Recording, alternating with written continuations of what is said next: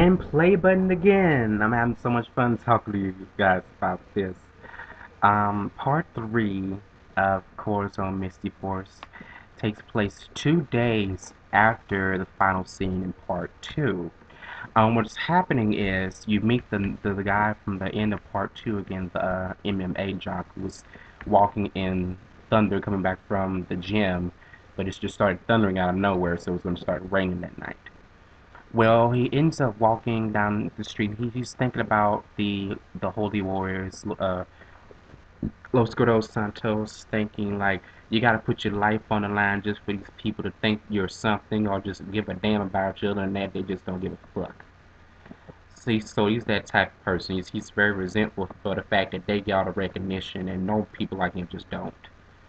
That's the type of city Rio de Cristal is. He ends up running into the young lady from before who was sitting by her sister. Her name is Vita, and she is the sister of Maria, who was hurt yesterday, that 2 days ago, the girl who was turned into the monster. They end up exchanging a little bit of uh, conversation, and they kind of hit off just a little bit, and then they part ways because he already has a girlfriend of his own. So he ends up leaving. He ends up going to see his cousin, and yeah, uh, pretty much ends up going to see his cousin, but he exchanged some conversation. He ends up getting into a fight with Santiago's elder brother Eduardo, and the mama ends up scolding them, and then people that the other ones laughing at him.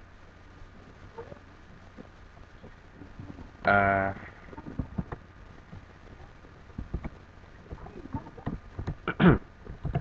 and Manuel ends up showing up, and the young guy, the MMA jock, his name is Gianfranco or Gianfranco.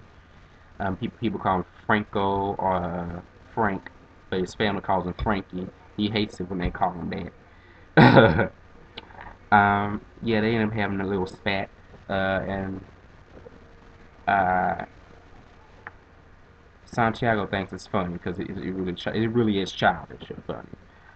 Then it ends up next scene going to back down to the Los Vampiros, and Norte is taken out. He's put back to his chambers to let him rest, and his elder brother takes over. And Norte can't stand it. He can't. Um, so Oeste ends up taking his own his own line of attacking, and then it moves up to the next scene where Gianfranco is having a little talk with his cousin, who looks little younger than he is, but they're the same age. And it ends up with them having a misunderstanding because Gianfranco does not like Manuel, and Santiago says as his friend you shouldn't be acting that way. So when it's with Santiago leaving him by himself in tears because he can't believe that it's his cousin that he shares so much about is acting like that. So yeah, that's how it happens between those two, and it's kind of sad because they share a lot in common with each other. So yeah. And that leads up to Oeste finding actually seeing this and realizes that Gianfranco has a hard time keeping people in his life, so he just tries to prey upon that. So he pretty much says that he's going to use a plan that's been in the making for a long time, and then it skips to our new hero, Santiago, going to Manuel's dorm, and he ends up seeing Chicago, and Chicago takes pity on him and let him stay. And Santiago is sitting there depressed with an empty can of soda in his hand, and the soda's getting hot, so you know he's depressed. um, yeah, it continues on from there and ends up with a little scene with Manuel and his mother. They're having a mother-son conversation. She's telling him that he shouldn't take out the fact that his father was a muscular man and he died. Um, it kind of in the same format like Santiago's father did, except his father died from heart complications. So he ends up going back to being a better man. And then the later on at night, he ends up with Gianfranco on a date with his girlfriend Diana, who is black. So they got some jungle fever going on in this story. Well, the date ends up going well until Oeste ends up coming out of nowhere. He's playing his flute. He uses music as his weapon. He plays the flute, and he ends up causing people around to catch horrible migraines, and they become their heads explode, and they form these crystal heads, so they look like crystal headed people. And they started, and then his girlfriend becomes totally catatonic, and her pupils are just extremely dilated.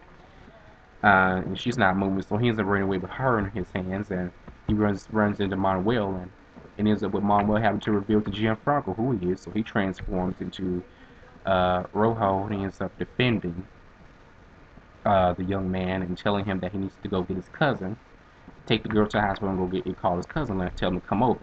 So he ends up doing just that, and Santiago is gracious enough to take the call, which he should have, and he ends up transforming and going to save the day. But Gianfranco realizes that he can't just abandon the guy after Manuel apologized to him before he left, saying that he was wrong what he did. I hope they could become friends. So he ends up running back, but Lupe kind of stops him and tells him that he needs to help. And Gianfranco, after thinking about it for like a few seconds, says okay. So he ends up becoming the third warrior, and he ends up running to go help Manuel, and he pretty much like totally dogs always stay out with his words, saying some Spanish and some English, so he's talking in Spanglish. And he Azul, or Santiago in this case, Azul ends up comes out of nowhere. He comes to Rojo's aid after Rojo has been struggling against a blast from the combined powers of these new warriors that always stay pretty much showed us. They're called Vampiro Bestia Marionetas. Uh, Las Marionetas, they were able to form hellfire from their hands, and they shot it at him, and Rojo was caught in the fact that he had to put a shell of spiritual energy around him to guard so he could stay alive. So Verde, he changes into Corazon Verde. Gianfranco changes into Corazon Verde after he reveals that he has um, received La Forma de Tierra, which means the sign of Earth, and he becomes the Earth Lord. And he's just as handsome as his two Guerrero brethren, and he's the warrior of strength. Azul is the warrior of wisdom, and Rojo's the warrior of courage. So they pretty much mesh each other very well. So it ends up with Verde running to um, battle with Las Marionetas in Oeste, and it's very dramatic. I can't describe all the dramatics of it because I don't want this video to be too long. But if you have any questions, PM me, leave a magic video message. But I love you guys, and I might make one more video before we go to bed. And stop button, and see you in a few.